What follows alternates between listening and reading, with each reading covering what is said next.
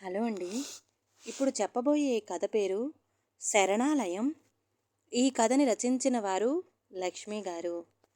ఇక కథలోకి వెళ్ళిపోతే, పొద్దున్నే ఇంటి ముందు నీళ్లు చల్లుదామని బయటికి వచ్చిన కళావతికి ఇంటి ముందు అరుగు మీద ఎవరో కూర్చున్నట్టు అనిపించింది. ఎవరు? కొంచెం పెద్ద గొంతుతోనే అడిగింది.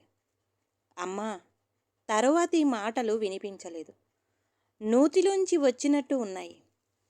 ఎవరయ్యా? కొంచెం దగ్గరికి వెళ్ళింది కళావతి. అమ్మా! అందరూ ఉండి అనాథను. ఇంకేమీ అడగవద్దు. చిన్నగా వినిపించాయి అతని మాటలు. కొద్దిగా చిరుగులు ఉన్న శాలువా కప్పుకొని గొంతుక కూర్చున్న ముసలాయన, ఇంత చలిలో ఎలా వచ్చావయ్యా? మంచు కురుస్తుంది. లోపలికి రా, ఆప్యాయంగా పిలిచింది కళావతి. ముసుగు తొలగించి చెయ్యి చాచాడతను. చెయ్యి పట్టుకుంటే చల్లగా వణుకుతోంది. చెయ్యి ఆసరా ఇస్తూ లోపలికి తీసుకువచ్చింది కళావతి. వంటింట్లో ఉన్న బొగ్గుల కుంపటి తెచ్చి అతని ముందర పెట్టింది. చేతులు నిప్పుల మీద తిప్పి ముఖాన్ని కాచుకున్నాడతను. చలి ఎక్కువగా ఉండే జనవరి నెలలో ఎప్పుడూ బొగ్గుల కుంపటి ముట్టించి పెట్టడం వలన ఇల్లు వెచ్చగా ఉంటుందని అలా చేస్తుంది కళావతి. అతన్ని కొంచెంసేపు అలా వదిలేసి ఇంటి ముందు కళ్ళాపి చల్లి వచ్చింది. తాత, వేణీళ్ళు ఉన్నాయి, ముఖం కడుక్కోరా.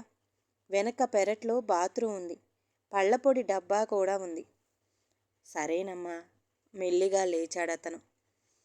అనారోగ్యంతో ఉన్నాడు. బాగా చూసుకోవాలి అనుకుంది కళావతి. అలా ఆ ఇంటికి వచ్చాడు రామయ్య తాత. ముసలి వయసులో తండ్రిని వద్దనుకున్న కొడుకుల గురించి ఒక్క మాట కూడా చెప్పలేదు ఆయన.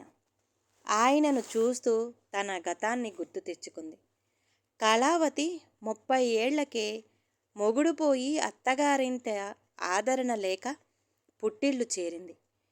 బిడ్డలు లేనిది ఎంతో మేలయింది. కానీ విధి లేక పుట్టిల్లు చేరిన ఆడపిల్ల జీవితం ఎలా ఉండాలో అలాగే ఉండేది. ఇంట్లో ఒక మనిషి ఎక్కువైందని వదినకు కోపం. ఇంట్లో ఏమి జరిగినా భార్య మాటకు ఎదురు చెప్పే అలవాటు లేని అన్న. దీనితో ఇంట్లో ఎంత పని చేస్తున్నా వారి సూటిపోటి మాటలు పడలేక ఆ ఇంటి నుండి బయటపడదామనుకుంది. ఆలోచించి ఒక నిర్ణయానికి వచ్చింది. తను కున్న ఒకే ఒక జత కమ్మలు కుదువపెట్టి ఎదురింటి టైలర్ దగ్గర ఒక పాత కుట్టు మిషన్ తీసుకుంది. చిన్నప్పుడు కొంచెం నేర్చుకున్న కుట్టు పని ఇంకాస్త మెరుగులు దిద్దుకుంటే జీవనం గడుస్తుందన్న భరోసాతో అన్న ఇంటి నుండి బయటపడింది. ఎక్కడికి వెడతావు అని అడిగిన పాపాన పోలేదు ఇంట్లో. పక్కింటి వారి సాయంతో మరో వాడలో ఒక ఇంట్లో మెట్లు కింద చిన్న గదిని మాట్లాడుకొని అందులో చేరింది. తక్కువకు బ్లౌజులు కుడుతా ఉంది. తెలిసి చుట్టుపక్కల జనం వచ్చి బట్టలు ఇచ్చేవారు. కొంచెం ఆదాయం పెరగటంతో పక్కన ఒక చిన్న ఇల్లు అద్దెకు తీసుకుంది. అప్పుడు వచ్చాడు రామయ్య తాత. ఎన్నిసార్లు అడిగినా తన ఇంటి విషయాలు చెప్పలేదు అతను. నీకు తోడుగా ఉంటా, ఇంత బువ్వ పెట్టు తల్లి చాలు అన్నాడు. ఎందుకో అతన్ని వెళ్ళిపో అని చెప్పలేకపోయింది కళావతి. కొద్ది రోజుల్లో ఆరోగ్యం బాగుపడి కళావతికి తోడుగా నిలిచాడు. బజారు నుండి కావలసినవి తెచ్చి ఇచ్చేవాడు. కళావతికి కూడా పని కొంచెం సులువు అయ్యింది అనిపించింది.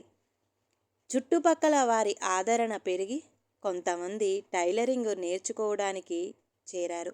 రామయ్య తాతనే తనకు తోడుగా నిలిచాడు అనుకునేది ఎప్పుడు. 6 నెలలు గడిచినాక జీవితం బాగుంది అనిపించసాగింది. ఇంతలో ఒకరోజు పొద్దున్న తలుపు తీసి బయటికి వచ్చిన కళావతికి ఇంటి ముందు అరుగుపైన బట్టల మూట కనిపించింది. ఎవరు పెట్టినారో అని దగ్గరికి పోగానే అది బట్టల మూట కాదని, బట్టలతో చుట్టబెట్టిన ఒక పసికందు అని తెలిసింది. బిడ్డను ఎత్తుకుని చుట్టూ చూసింది. ఎవరూ కనిపించలా. అయినా తన పిచ్చిగాని ఎవరో కావాలని వదిలి వెళ్ళిన బిడ్డను చూసుకుంటూ అక్కడే నుంచుంటారా?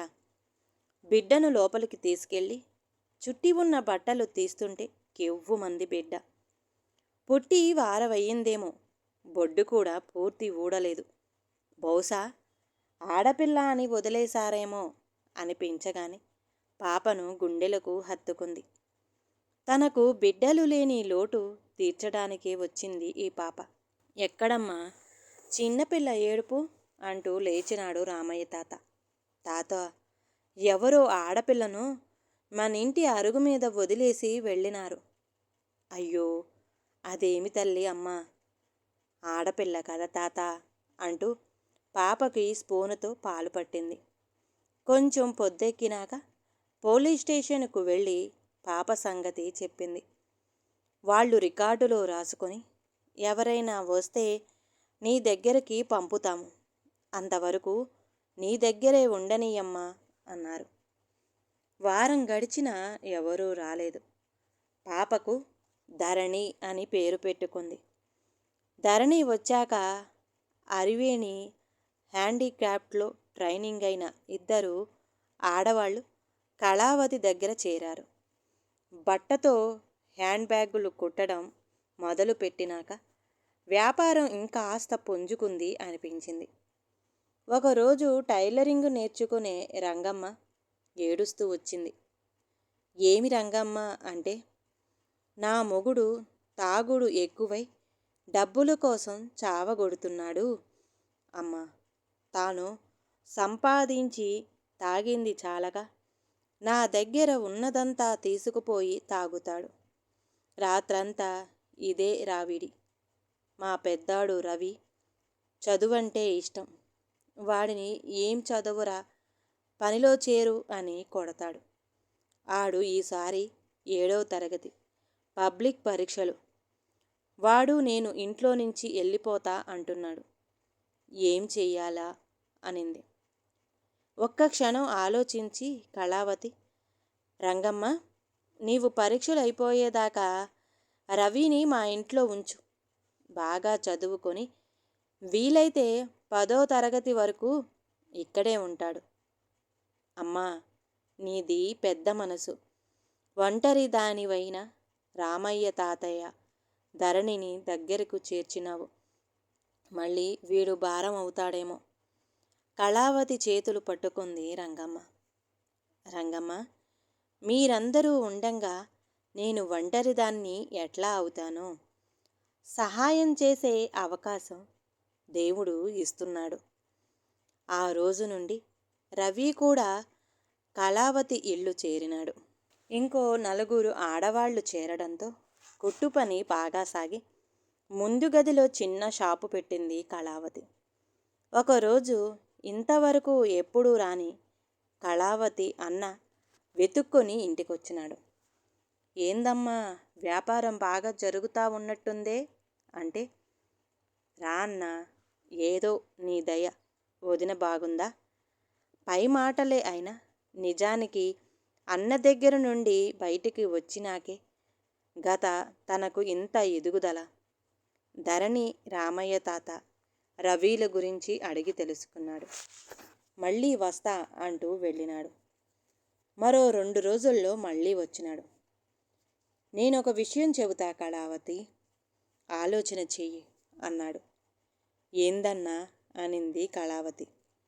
నాకు తెలిసిన ఒక రాజారావు అని ఒక పెద్దాయనకు ఊరికి దగ్గరలో ఒక బంగ్లా ఉంది. ఆ ఇంటికి నువ్వు మారిపోవచ్చు. నీ దగ్గర 3 అనాథలు ఉన్నారు కదా. రవి అనాథ కాడు వెంటనే అంది. కాకపోవచ్చు, కానీ ఇంట్లో నుండి వచ్చేసి నీ దగ్గర ఉన్నాడు కదా. రాజారావు తన తల్లి పేరు మీద ఒక శరణాలయం పెట్టాలని ఉన్నాడు. ఆ ఇంటికి కనకమ్మ శరణాలయం అని బోర్డు పెట్టిస్తాం. పరపతి ఉన్నవాడు కాబట్టి శరణాలయానికి బోల్డు డొనేషన్లు వస్తాయి. నిన్ను ఇన్ఛార్జి చేయిస్తా. ఇంకా కొంతమంది చేరిన నీకు జీతం ఉంటుంది. నీ షాపు కూడా నడుస్తుంది. ఏమంటావ్? కళావతి ఒక్క క్షణం ఆలోచించింది. నిజమే, సేవ చేసే భాగ్యము దక్కుతుంది. షాపు నడుస్తుంది. బోర్డు పెట్టడం వరకే కదా, మిగిలింది తాను చూసుకోగలదు. ఆలోచించవద్దమ్మా. ఇంకా వృద్ధిలోకి రావచ్చు. అవకాశం వచ్చినప్పుడు ఉపయోగించుకోవాలా అన్నాడు భరోసాగా. సరే అనక తప్పలేదు కళావతికి. వారంలోని బంగ్లా శుభ్రం చేశాక అందులోనికి మారాలని నిర్ణయం జరిగిపోయింది. అద్దె ఇల్లు ఖాళీ చేస్తామంటే ఆ ఇంటి ఓనరు వాళ్ళు చాలా బాధపడినారు. ఆదివారం రోజు రాజారావు లోకల్ ఎమ్మెల్యే చేత అనాథ శరణాలయం ప్రారంభోత్సవం చేయిస్తారని, తెల్లారగానే అందరూ అక్కడికి వచ్చేయమని చెప్పినాడు అన్న. ఆదివారం నాడు ఎమ్మెల్యే మరికొంతమంది ప్రముఖులు వచ్చినారు. బ్యాండు మేళంతో స్వాగతాలు, పూలదండలు అయినాయి. సుమారుగా జనం వచ్చినారు. శరణాలయం బోర్డు ఇంటి ముందు నిలిచింది. కనకమ్మ గారి ఫోటోకు పూలమాల వేసి అందరూ నమస్కరించారు. వచ్చిన వారందరికీ కూల్ డ్రింకులు, బిస్కెట్లు, సమోసాలు ఇచ్చారు. రాజారావు ఎంతో ఉదార స్వభావం కలవాడని, తన తల్లి పేరుతో అనాథ శరణాలయం ఏర్పాటు చేసి సేవ చేస్తున్నాడని, అది త్వరలో బాగా ఎదిగి అనాథలకు నెలవు అవుతుందని, ఆయన చేపట్టిన కార్యానికి మా వంతు సాయం అంటూ కొందరు డబ్బులు డొనేషన్ ప్రకటించారు. అది 1,00,000 రూపాయలకు పైగా అవటంతో స్టేజి పక్కగా ఒక మూల నించున్న కళావతికి సంతోషం వేసి చంకలో ఉన్న ధరణిని ముద్దు పెట్టుకుంది. ప్రసంగాలు అయినాక అందరూ సంతోషంగా వెళ్ళారు. అప్పుడు వచ్చాడు రవి కళావతి దగ్గరకు. పిన్ని, సమోసా, బిస్కెట్లు ఏమైనా మిగిలాయా? ఆకలేస్తా ఉంది అని అడిగితే, అయ్యో రవి, నీవు తినలేదా? ధరణికి కూడా ఏమీ పెట్టలేదు, పద చూద్దాం అని ఇంట్లోకి వెడితే అంతా ఖాళీ. రామయ్య తాత నీరసంగా వస్తూ కనిపించాడు. ఏమైనా తిన్నావా తాత? ఏమీ దొరకలేదు తల్లి మనకు. వాళ్లకు పేరు రావాలి, డొనేషన్లు కావాలి అంతే. వాళ్ళ చేతుల్లో మనం పాములు. ఇంత జరిగినా నీ పేరు పిలిచారా? నీ దగ్గర ఉన్న మమ్మల్ని చూపించినారా? ఆలోచన చెయ్యి. మీ అన్న కూడా అంతో ఎంతో మిగుల్చుకుని ఉంటాడు. అంతా స్వార్థమే తల్లి. లోకం తీరు ఇది అన్నాడు రామయ్య తాత బాధగా. అప్పుడు అర్థమైంది కళావతికి. ఇన్నాళ్లకు తనను వెతుక్కుని అన్న ఎందుకు వచ్చినాడు. రవి తాతతో పద మన పాత ఇంటికి, ఏదైనా వండి పెడతా అని ధరణి తీసుకొని బయలుదేరింది. ఈ కథ గనక నచ్చితే ప్లీజ్ అండి లైక్ చేయండి.